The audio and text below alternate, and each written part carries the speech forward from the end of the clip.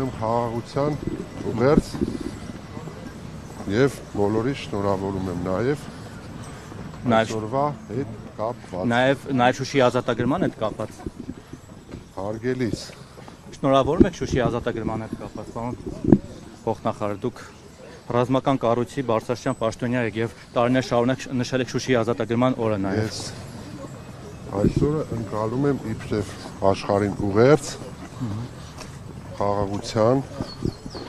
եւ համերաշխ ապրելու որպես խորհրդան։ Բոլորիս ցանկանում եմ, որպեսզի խոհեմ գտնվենք եւ մեր գործողությունները կատարենք այնպես, որպեսզի խաղաղություն տիրի։ Թե տարածաշրջանում, թե աշխարհում։ Շուշին հանձնելուց հետո այլևս չեք կարողանում խոսել Շուշիի ազատագրման մասին, տոնել դուք այն մանիպուլացնում եք եւ ցանկանում եք ինչ որ ձևով ներքաշել, ինչ որ ախր սա մենք մեր սրտում սա միշտ եռատոն է եղել, պարոն Սարգսյան։ Դուք էլ եք նշել սա, ես վստահ եմ դուք տարիներ շարունակ եկել եք այստեղ նաև Շուշիի ազատագրման համար, ճիշտ է։